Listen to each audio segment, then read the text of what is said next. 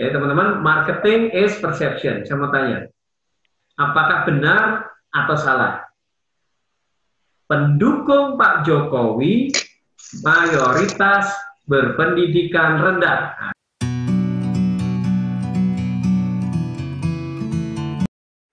Benar atau salah? Tidak benar, salah. Salah, kata Pak Hadir. Ya. Benar atau salah? Ya. Ya. Pendukung Pak Jokowi mayoritas berpendidikan rendah. Benar atau salah?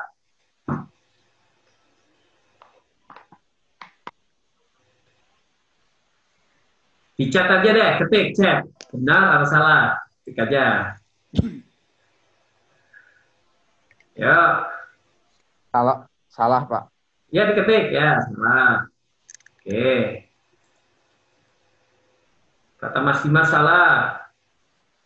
Terus, mana yang lain nih? Ayo, ketik. Ayo, ketik. Bu Febri, Bu Ririn, ketik. Ketik di chat. Benar atau salah?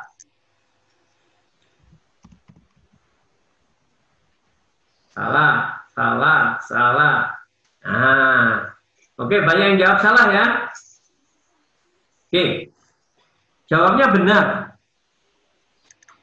Kita nggak ngomong politik, kita ngomong marketing. Kenapa? Karena data statistik di BPS, S1 di Indonesia itu masih di bawah 4%.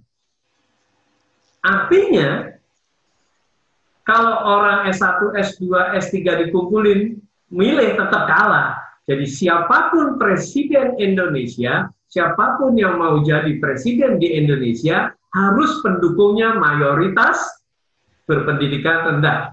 Karena yang nggak lulus itu banyak, yang lulus SD banyak. Ya, jadi lihat ya, ketik di Google BPS bahwa S1 kita teman-teman masih di bawah 4%. Nah, itulah marketing. Makanya siapapun presiden di Indonesia harus mendapatkan dukungan yang besar dari orang-orang yang berpendidikan rendah, ya, SMP ke bawah. Kalau tidak, nggak bakal menang. Karena komposisinya lebih banyak yang tidak berpendidikan atau berpendidikan rendah. Itu marketing ya teman-teman. Jadi marketing adalah persepsi. Jadi kalau orang mau jadi presiden, berarti nyerang marketnya harus apa? Berpendidikan rendah atau berpendidikan tinggi? Ya, boleh berpendidikan tinggi supaya mempengaruhi yang berpendidikan rendah. Tapi target real marketingnya adalah yang mendingan dapat yang nggak lulus SD, yang lulus SD dibanding yang dapat S1, S2, S3. Karena profesor sama dengan orang yang tidak sekolah suaranya. Itu marketing ya, marketing. Jadi sama, ketika kita masarin, segmennya mana nih? Kalau salah nggak kena. Kalau misalnya, wah, kalau presiden mau pemilu, segmennya adalah profesor semua, dapat seluruh profesor, ya tetap kalah. Sama ya, market kita mana? Jadi kalau Mas Umar motivasi, marketnya mana? Apakah marketnya corporate apakah perbankan, apakah multi level, atau malah asuransi? Ya. Nanti ada tipikal-tipikal yang mirip tuh. Jadi kalau asuransi sama multi level mirip-mirip tuh, bodoh, semangat, antusias. Tapi ketika misalnya, saya mau motivasi tapi dari level orang yang sudah mature, dapatnya adalah PINCA ya, pimpinan cabang BRI gitu ya. Itu lain lagi segmentasinya, cara kita memasarkannya. Jadi lebih wise, lebih ngomong soal wisdom gitu. Kalau PINCA nggak bisa dimotivasi dengan dorongan, ayo semangat, kamu bisa, cabang bisa lebih bagus. Ya, kurang cocok ya. Jadi misalnya BRI ngumpulin seluruh pimpinan cabangnya di Hotel Peninsula gitu. Ya kita ngomongnya hal-hal yang sifatnya wisdom, motivasi juga. Nah, segmennya kemana? Marketingnya kita juga upload video segala macam disesuaikan dengan segmen pasarnya. Oke ya. Jadi setujukah Anda bahwa mayoritas pendukung Pak Jokowi berpendidikan rendah? Setuju? Kalau setuju angkat jempolnya. Setuju. Mas Wasito masih mikir kali. Setuju. Setuju Mas Was? Ini nggak politik loh. Ya, oke. Enggak, saya lagi jawab yang tadi Pak Hari di chat. Nggak apa-apa, kita caranya begini. Nah, jadi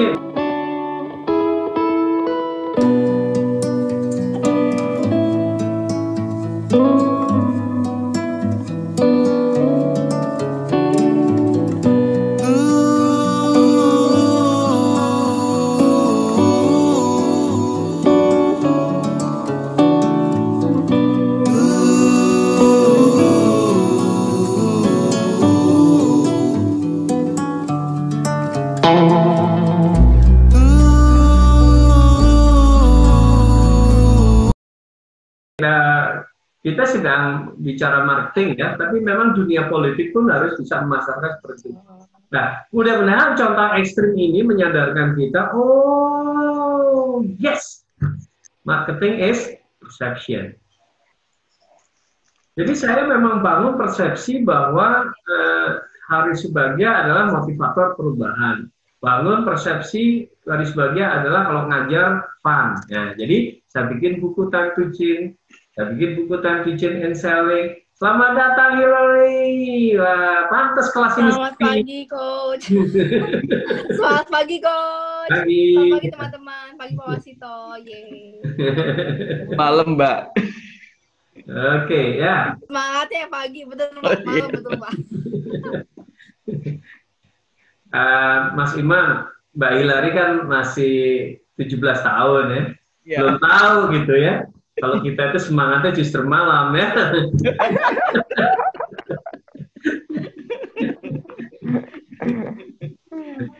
Goalnya. Nah, teman-teman, kalau kita punya goal yang kuat ya mengenai diri kita mau jadi trainer yang benar-benar gitu ya. Ya, karena ngajar itu kan ilmu yang bermanfaat, akan bermanfaat buat orang lain. Jadi kalau itu dianggap sebagai perintah Tuhan, kita jadi tenang tuh. Kalau saya orang baik nyuruh Mas Iman pergi ke Jakarta, kemudian bawa dokumen, pasti saya kasih uang pesawat, kasih uang hotel, kasih uang jajan, kasih uang sangu, tunjangan perjalanan dinas atau TPI juga, tunjangan pisah istri gitu kan ya, karena orang baik kan.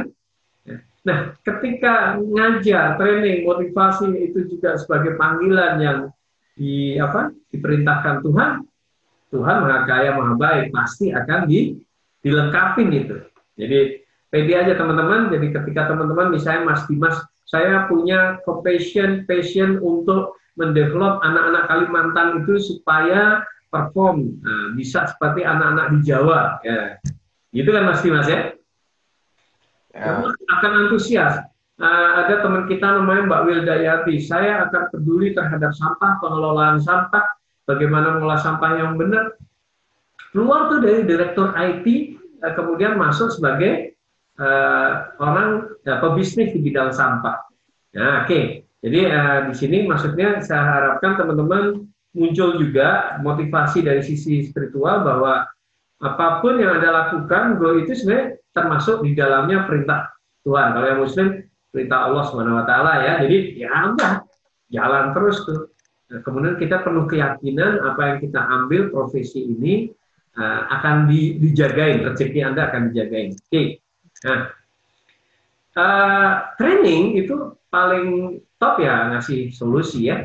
Jadi market ngasih solusi. Jadi apa yang Anda tawarkan itu pikirkan solusinya. Misalnya, supaya Bank Sumut ini jadi ranking 1 MRI ya, gitu ya. Solusinya apa? Saya pengen misalnya daerah Jawa Tengah itu lebih anak-anaknya lebih positif, lebih maju, lebih antusias ya. Mas Iman kan gitu kan, ngasih solusinya seperti apa?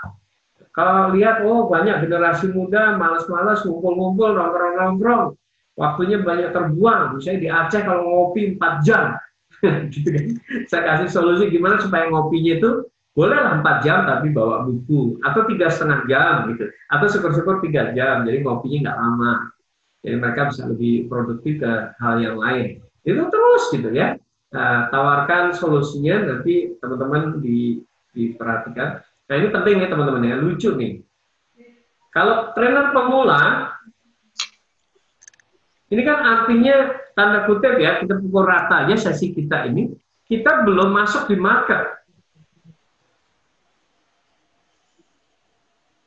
Mas Iman anggap belum masuk di market, Pak Halder waktu mungkin udah punya brand kuat di sisi lain, kalau kita bisa ulangi lagi, Mbak Febri, Mas Teten, nah mau lewat pintu mana? Jadi ternyata masuk market itu ada pintunya teman-teman. Ya. Jadi kalau Mas Dimas mau nulis buku, oh pintunya masuknya buku, ya. Kemudian coba Anda perhatikan orang-orang ngetop ya. AA Gim ngetop, tapi ada AA Jimmy yang juga jadi ngetop, karena pintu masuknya ngikutin AA Gim.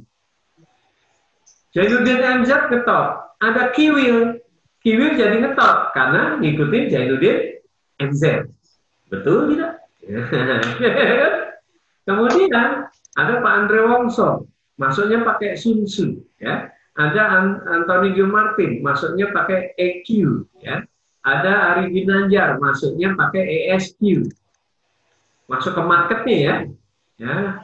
Jadi teman-teman pilih itu pintu masuknya. Kadang-kadang kita opsi masuknya bisa banyak, tapi masuk pilih satu, Misalnya Hillary mau pintu masuknya ke dunia training apa? Nah, jangan pakai pembicara termuda ya, karena nanti kamu pelan-pelan akan jadi tua kan. Iya betul coach. Pintunya masuk apa? Misalnya nulis buku gitu ya. Misalnya lewat nyanyi juga boleh. Jadi pilih pintu masuknya. Semua orang pintu masuknya. Ya kalau saya pintu masuknya buku Time to Change itu begitu terbit di Gramedia sudah mulai orang kenal, mulai pada manggil. Saya upload aktivitas saya sudah langsung ya berjalan sampai sekarang. Itu dari tahun kapan itu 3 tahun. Dulu saya trainer di bidang IT, orang IT kan, jadi kayak nge-branding lagi gitu. Itu pintu masuknya. Mas Teten mau pakai pintu masuk apa? Nah, Mas Teten punya tempat di Purwakarta, nanti bisa jadi pintu masuknya. Oke ya, jadi perhatikan ini teman-teman, pilih pintu masuknya. Jadi ketika kita sebagai trainer ini awal-awal pintu masuknya apa? Nah, yang paling banyak tuh buku, jadi branding yang bagus buat trainer ya. Kalau tidak ya punya website atau punya situs yang berbicara misalnya tentang apa gitu ya. Misalnya Anda bikin motivasiindonesianya.com boleh. Atau kalau Mas Klas itu bikin sekolah upgrade diri, itu juga pintu masuk tuh, upgrade diri. Bahkan pintu masuk ada yang dari modulnya ya, modul trainingnya. Ini public speaking apa gitu ya. Katrok public speaking, nah misalnya gitu ya. Jadi itu pesertanya mungkin masternya tukul gitu ya. Katrok public speaking. Adalah marketing itu ya kalau di dunia sekarang teks, gambar, suara, video, fisik, sentuhan, nah itu akan membangun persepsi pasar. Jadi teks berarti artikel-artikel, tulisan-tulisan, status Facebook, status caption-caption di Instagram, posting tweet di Twitter, itu akan jadi gambaran market terhadap diri kita, gambaran market, termasuk foto gitu ya, foto gitu. Saya ini di rumah bisa aja saya pakai kaos gitu, tapi kan marketing saya pakai lagi ngajar ya pakai baju formal gitu, biar orang nggak salah persepsi. Walaupun di YouTube saya banyak yang pakai kaos gitu. Oke ya, tapi ini gambar. Suara, ya suara. Memang motivator nggak pernah lemes ya, ada lemesnya. Karena udah di depan kamera, udah di panggung, ya nggak boleh lemes. Wah, hanya orang semangat yang bisa menyemangati kan. Oke. Betul sekali coach, setuju. Udah sering kita ngajar di panggung, wah dari jam 8 sampai jam 5 antusias, semangat, keringetan gitu. Begitu udah masuk mobil jebret, Mas stres nyetir ya saya sampai Mas, saya tidur boleh ya? Oh silakan Pak, saya angkat kaki, udah tahu-tahu sampai rumah gitu. Ya lemes lah ya, secara fisik kan tetap capek gitu.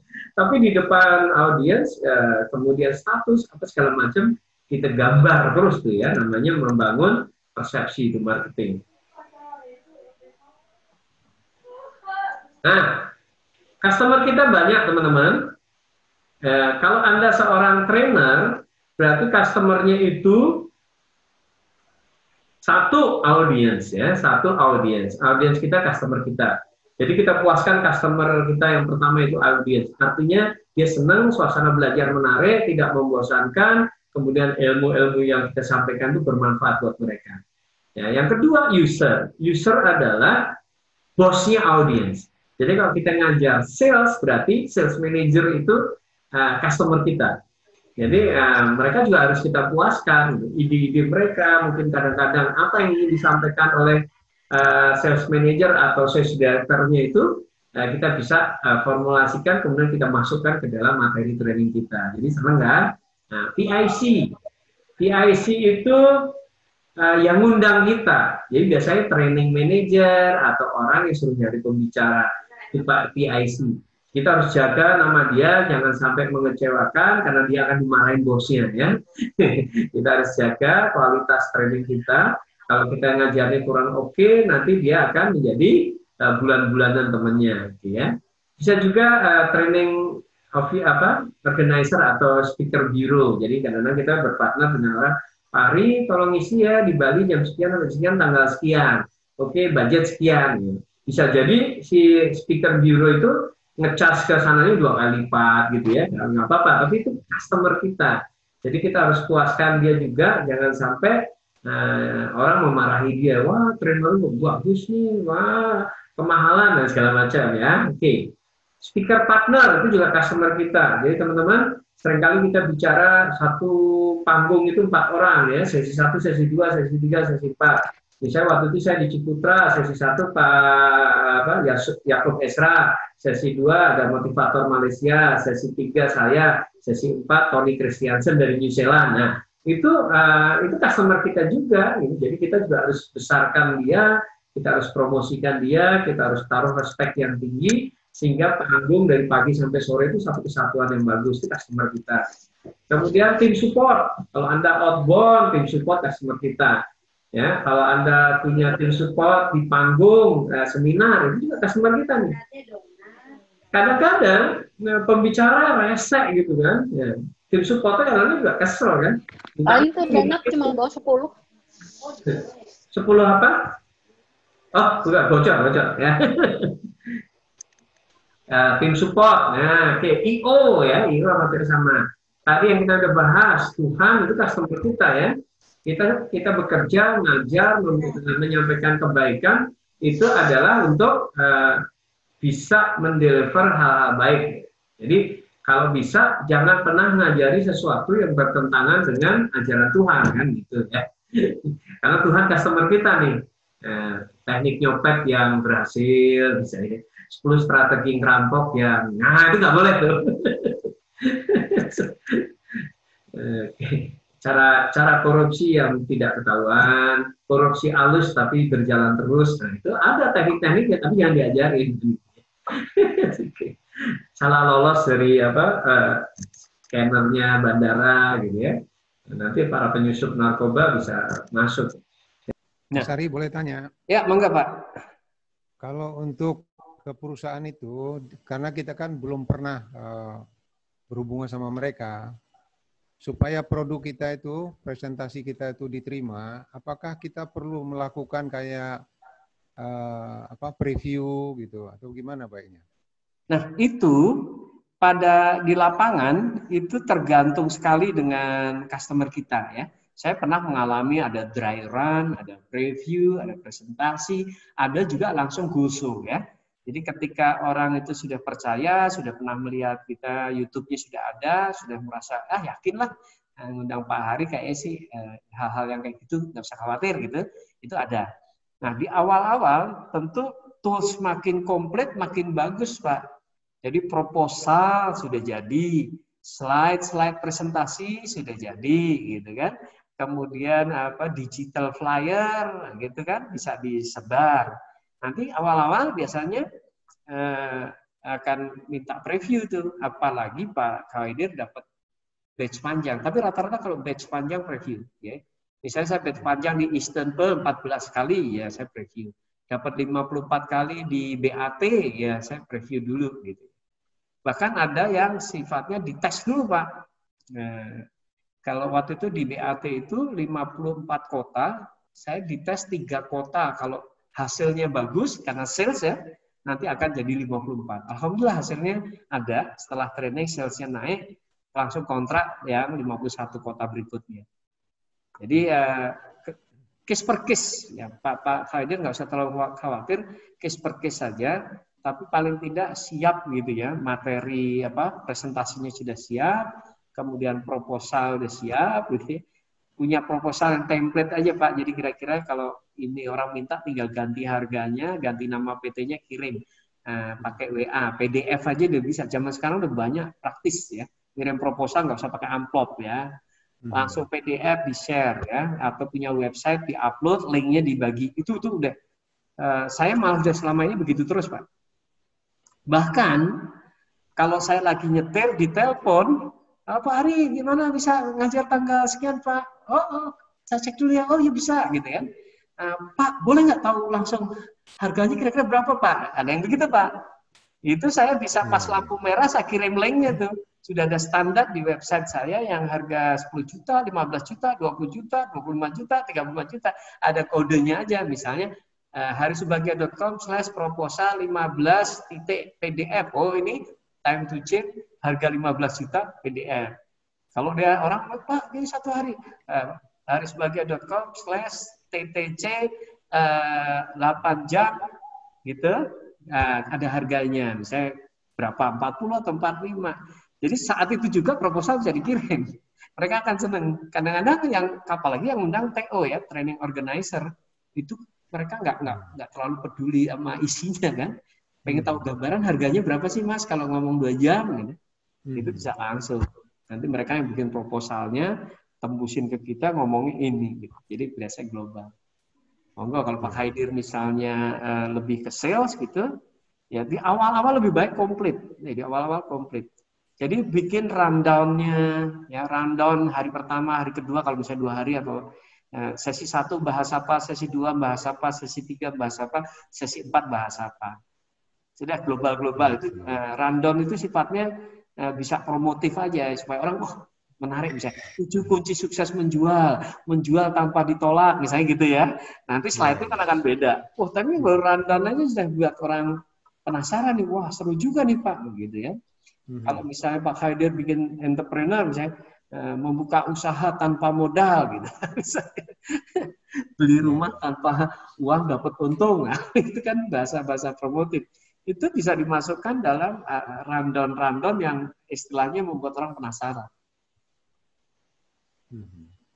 Jadi case per case, tapi persiapan awal minimal sudah ada. Proposal, rundown gitu ya. Slide, supaya kita nggak pede Pak. Maksudnya misalnya selling skill, Pak dia bisa ngajar selling skill nih, oke. Proposal kirim dong, kasih harga, boleh Pak ini preview, silakan. Preview itu kadang-kadang bisa slide kita preview aja. Jadi kayak kemarin itu di Rentokil saya harus ngajar motivasi 1 hari ya perubahan. Ya udah slide-nya udah ada, saya langsung ke 5 direksinya di depan mereka, saya seakan-akan ngajar tapi versi kilatnya. Nanti ini Pak bahas ini, anak-anak saya giniin, nanti ini Pak bahas ini. Oke, gitu.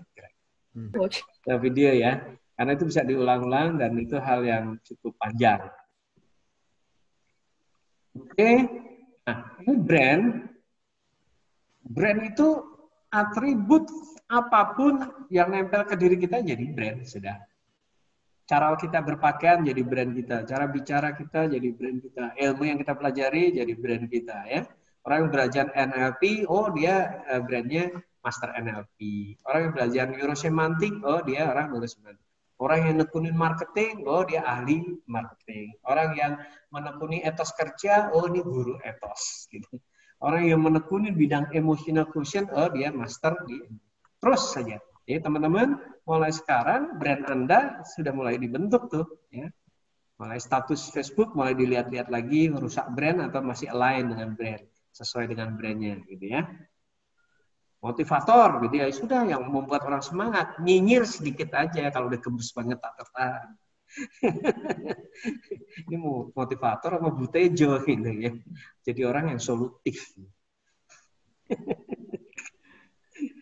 Oke ya.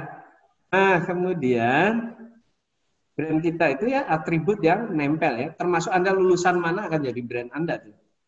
Ya. Apakah SE, apakah insinyur, itu tetap akan jadi brand. Walaupun lama-lama teman-teman, karena Anda belajar terus, bisa jadi kualitas Anda mengalahkan titel Anda. Ini sangat mungkin ya.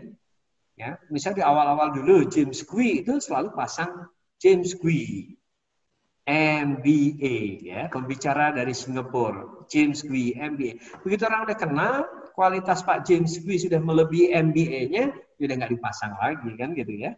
Ibaratnya sebenarnya misalnya Insinyur Joko Widodo, insinyur nggak usah dipasang ya, ada presiden gitu kan. Jadi kalau nanti teman-teman menekuni bidang tertentu, misalnya sales atau human resource atau ini ada Bu Eli kan. Nanti kalau Bu Eli-nya itu bisa lebih dikenal dibanding udah lewatin level apa? Level titelnya, level ininya ya sudah. Orang sebut Bu Eli ya sudah tahu. Itu brand ya. Logo, warna. Jadi mulai sekarang juga boleh tuh pilih-pilih logo, warna. Kalau Anda misalnya brandnya Mas Darussalam adalah color-colornya merah. Jadi setiap bikin flyer merah, slide merah, pakai baju merah gitu ya. Kan ada yang brandnya itu misalnya Robi Rafael, kan hitam kan? Jadi orang selalu pakai hitam-hitam supaya lebih magis gitu kan. Brandnya Deddy Corbuzier ya, itu teknik entry juga teman-teman. Jadi teman-teman kalau mau curl alis boleh tuh kayak Deddy Corbuzier cepat ngetop gitu kan. Nanti kalau udah ngetop ganteng lagi. Dibotakin, dikuncir gitu kan. Darussalam, motivator paling antik gitu kan. Alisnya hilang satu kan. Alisnya satu Darussalam. Alisnya satu Darussalam. Nanti begitu orang udah kenal, sudah. Ya, dari Corbuzier kalau nggak di alis-alis aneh-aneh orang agak lama gitu. Anda perhatikan. Atta Halilintar pun pakai rambut diwarna-warni. Itu salah satu strategi apa? AIDA ya, A-nya attention untuk narik attention. Jadi boleh. Mas Wasito misalnya kalau setiap ngajar pakai apa, topi gitu, atau setiap ngajar pakai jas warna apa, pakai baju warna apa, itu juga menguatkan brand. Terus bisa juga untuk menguatkannya diulang-ulang. Kalau lagi saya Wasito, itu boleh kan, terus ya, boleh. Makanya itu salah satu strategi mengulang-ulangi aja. Kalau Anda misalnya jualan apa, jualan mento aja ya, jualan roti ya, Anda sebut dulu ya. Saya dari Roti Unyil, saya Imam Prasojo, gitu ya, motivator taekwondo, selalu geraknya begitu. Terus gitu. Orang cepat ingat, ada yang unik nih. Gak apa-apa, itu namanya entry kan, entry. Jadi AIDA, attention, ya kan, interest, desire, kemudian action. Jadi sama. Rumus brand juga Anda harus bisa memenangkan kerumunan gitu kan. Dalam kerumunan trainer yang banyak nih, gimana supaya kita dikenal? Ya harus ada aneh-anehnya sedikit kan. Di awal-awal saya juga sama, teriak, what time is it? Time to change. Suara itu mungkin orang di 10 tahun, 12 tahun yang lalu akrab banget tuh suara itu. Saya bikin acara TV ya di Berita 1 ya, QTV sekarang Berita 1 dari Parmaton Motivation ya sama. What time is it? Time to change. Bikin lagu sama Meli Manuhutu ya time to change. Time to change. Ya, ada lagunya tuh. It's time to change. Itu bukan karangan saya kalau yang itu. Yang kalangan saya Meli Manuhutu, nanti kita share juga tuh. Coba berpikir beda. Yang ngarangnya udah lupa nadanya. Wow, keren banget Coach Hari. Meli Manuhutu yang nyanyi. Ramku yang beramku. Nah, nanti saya share ya. Oke, itu untuk brand, Jadi teman-teman boleh warna, awal-awal tuh agak ngotok aja supaya cepat dikenal gitu ya. Mas Imam kalau misalnya konsisten 10 tahun, itu 2 tahunnya pakai baju taekwondo gitu, setiap masuk salto dulu, siap gitu kan. Itu cepat itu. Oh, pasti Mas, orang kan kita panggilkan motivator kita, Bapak Iman Sujianto, woi, salto, buat, bacaki 4 kali, buat, direkturnya, wakil direkturnya, itu langsung ngetop itu. Bikin profilnya juga harus pakai baju karate ya Pak ya. Ya, jadi memang butuh effort seperti itu. Color ya, warna, perilaku, oke ya.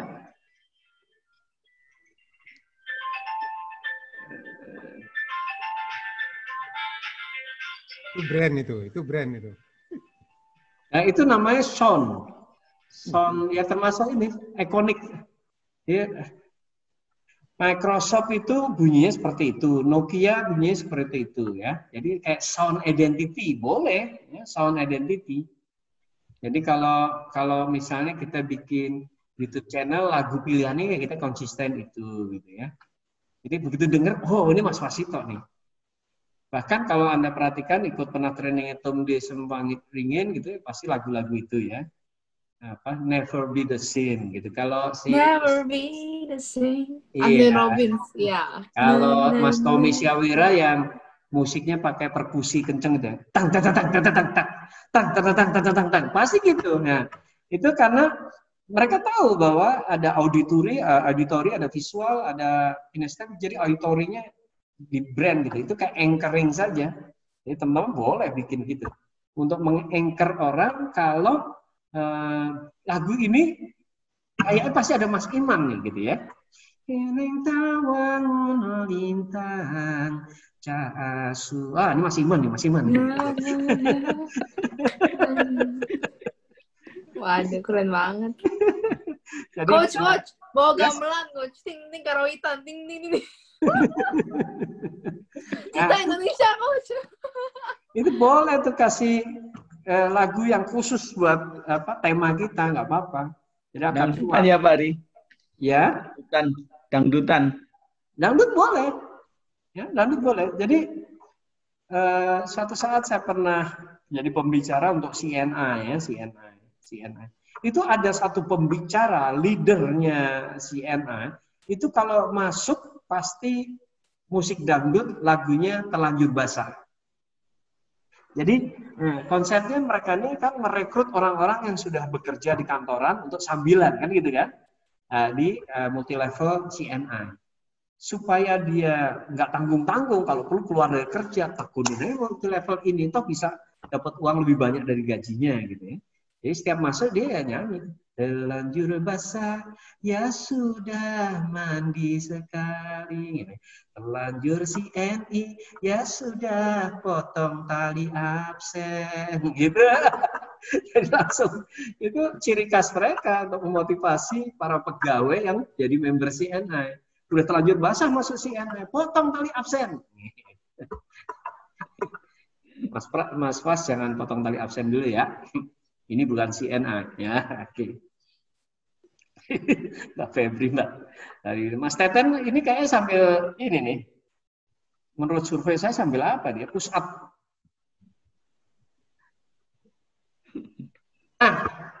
Oke, teman-teman.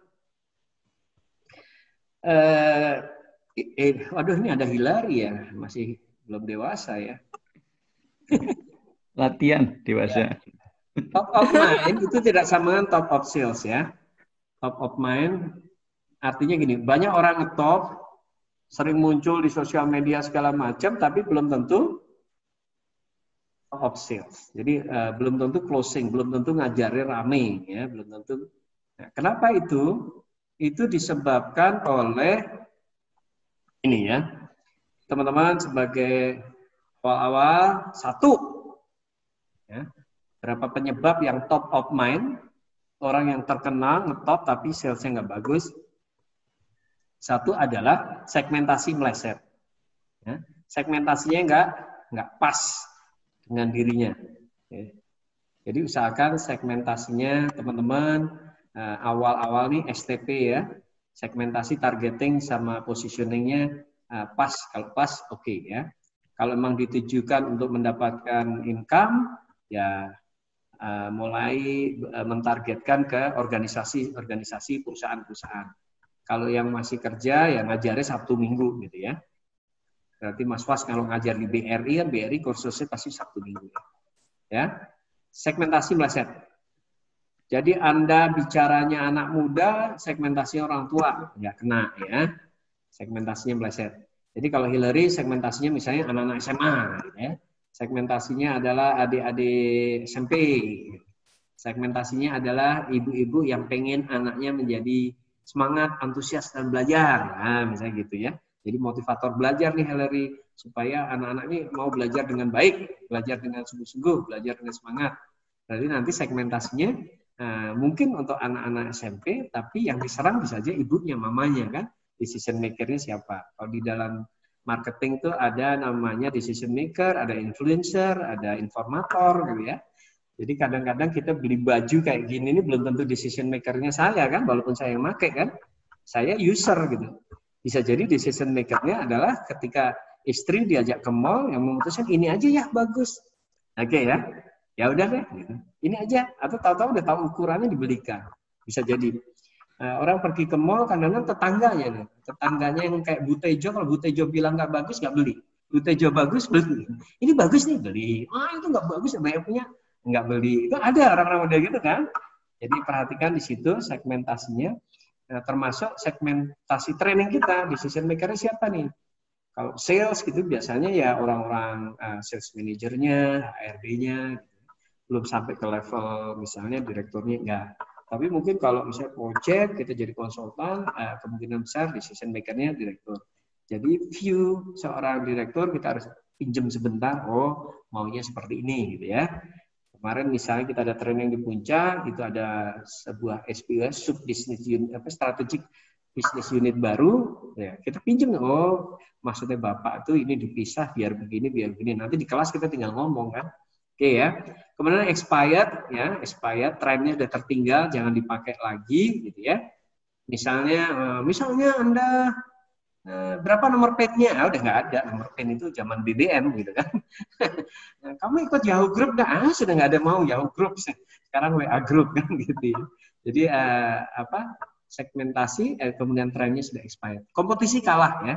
Kalah itu bisa kalah kualitas, bisa kalah harga. Biasanya kalah kualitas sama kalah harga. Plus satu waktu ya. Di dunia training pengalaman saya 3 hal itu ketika bidding itu adalah harga, kualitas, sama waktu ya. Banyak orang yang mentok waktunya. Misalnya kita udah dapat jadwal 10, masuk jadwal batch panjang tapi 3 mentok. Terus kita waduh nggak bisa, ini bisa digeser nggak ya? Ini kementerian ya nggak bisa digeser ya, kita udah oke. Udah kalah deh. Bisa. Tapi di sisi lain kalah kualitas. Ini lebih baik, ini kurang. Atau kita lebih baik, dia kurang. Kemudian harga. Nah kayak gitu pinter-pinternya kita melihat ya. Apakah dia price sensitif atau tidak. Jadi kadang-kadang pas jual itu kita dengerin yang nggak diucapkan. Kita kalau udah lama tahu nih, ini budgetnya kayaknya dari openingnya udah sedikit gitu ya. Lama-lama teman-teman akan tahu kok polanya. Kalau di pemerintahan ada aturan-aturannya gitu ya. Kalau Anda nggak mungkin maksa. Saya pengen mahal ya nggak bisa pasti. Saya tuh sering kok ya kalau ke kampus tuh panitianya ngasih amplop itu pasti dengan minta maaf. Maaf Pak Hari, cuman pakai fee profesor Pak. Gitu. Karena kalau kampus profesor tuh 7,5 juta tahun-tahun lalu. Gitu. Jadi walaupun kita nggak profesor, mereka minta maaf. Ini biasanya buat bayar profesor. Buat bayar kita kemurahan kan gitu. Jadi ya bisa nemu hal-hal semacam itu. Kemudian quality ya, attitude. Nah attitude tuh ngeri lah ya. Kalau attitude kita nggak bagus maupun ngajar bagus ya udah dicoret ya. Misalnya udah nggak seneng dari masuk, udah nggak seneng dari soal parkir udah ribut gitu ya. Misalnya Anda lagi mau presentasi ngajar customer service nih ya, Mbak Ririn atau apa ngajar customer service. Begitu cari parkir susah, sama front office Anda udah marah-marah. Ini kantor gimana sih? Harusnya kan tempat parkir yang enak itu buat customer, bukan buat bosnya. Bosnya dengar, wes, coret, gitu ya. Attitude-nya nggak bagus. Tidak upgrade, tidak upgrade diri ya, Mas Was. Itu bisa jadi pengaruh tuh. Tidak upgrade diri. Anda baru ditanya, Bapak, nanti perlu ada yang kita siapkan, Pak. Kemudian Anda bilang, siapkan OHP ya. OHP. Sudah nggak ada OHP, Pak, kantor kita. Kantor apa? Katanya kantor besar, OHP nggak punya. Ini orangnya nggak upgrade dulu ya. Masih pakai OHP ya. Kemudian cedera citra, teman-teman. Cedera citra itu ya, trainer melakukan hal yang buruk, kemudian citranya jadi buruk. Terutama nih orang-orang yang udah terkenal itu nggak boleh ya. Ya case kita open aja karena ini cuma 10 orang gitu. Ya, training itunya jadi drop ya. Training publiknya. Kemudian TV pun stop kan ya. Ya itulah cedera citra. Hukuman sosial yang berat itu di situ. Kemudian terkena saraf. Ya. Misalkan kita tidak terkena saraf ya. Saraf itu adalah suku, agama, ras, anatomi, antar golongan, politik. Ya. Politik juga nih. Maka tadi ketika saya awal tadi, wah udah kaget ya. Pak Haidir nih, wah langsung setuju ya kan. Aroma politik itu kenceng kan. Jadi ketika suatu saat saya suruh ngajar di Kementerian Kelautan pernah gitu. Itu mengenai revolusi mental. Ngajar itu kan time to change perubahan ya, revolusi mental. Bayangin kalau saya langsung sensitif soal politik, ya dicoret, nggak masuk kan ya. Agama misalnya. Misalnya Hillary disuruh ngajar di Yayasan Al-Muhajirin Al-Azhar. Hillary bilang sama peserta, kenapa sih di masjid nggak ada piano? Gitu. Terus nggak tahu Kak. Terus Hillary bilang, jangankan piano, sendal aja hilang. Pasti dilempar. Itu dilempar beduk pasti kan? Kualat. Itu namanya kena sarafnya ya, kena sarafnya. Jadi usahakan kita sebagai trainer hindari saraf suku, agama, ras, antar golongan, politik. Politik P-nya boleh produk. Produk misalnya Anda lagi presentasi di Honda ngomong Yamaha gitu ya. Nggak boleh ya. Anda presentasi di Marta Tilaar ngomongin Mustika Ratu. Nggak boleh ya. Anda lagi ngajar di Indomaret ngomongin Alfamart. Salah ya. Walaupun saya pasti kelas pernah lagi ngajar Indomaret, saya teriak Alfamart. Pada diam semua. Langsung saya ganti hari-hari. Giant, Lotte, kok pada diem? Indomaret, ya bagus, Anda fokusnya bagus. Siap. Kita masih punya WAG, kalau masih ada yang tanya saya jawab, kalau tidak mungkin kita bisa tutup, kita nyambung di WAG ya. Hillary, sampai jumpa lagi di Hillary itu kamu ikut creating hal-hal online ya? Ikut, Coach Hari. Tanggal 29, Coach. Ya, 29. Itu kisahnya cuma bagaimana membuat humor dalam training ya. Oke, sampai jumpa lagi. Terima kasih semuanya, Pak Haidir, Mas Imam, Mas Darussalam. Terima kasih, Pak. Irin, Mbak Hilary, Mas Andre. Terima kasih. Terima kasih, Coach. Hari. Terima kasih. Yes. Ya. Terima kasih, Pak Haidir. Sama sehat, sama bahagia, sama sukses. Terima kasih semuanya juga. Salam. Terima kasih teman-teman sekalian. Ya, Pak Imam semuanya. Kita semua luar biasa. Terima Semoga kasih. segera launching. Amin. Oke. Makasih Pak Ari bimbingannya Pak Ari. Oke, makasih Mas. Ngobrol-ngobrol di WA Group. Dan bimbingannya, Coach Hari. Kasih. Ya, Pak Ari. Salam buat Mama ya, Hilary. Salam. Iya, siap Coach Hari. Oke. Assalamualaikum warahmatullahi wabarakatuh. Dadah.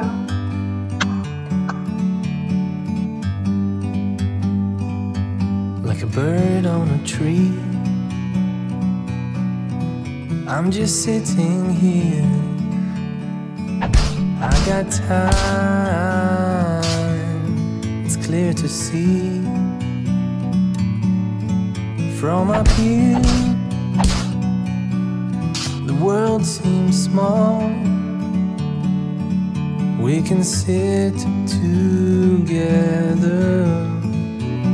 It's so beautiful.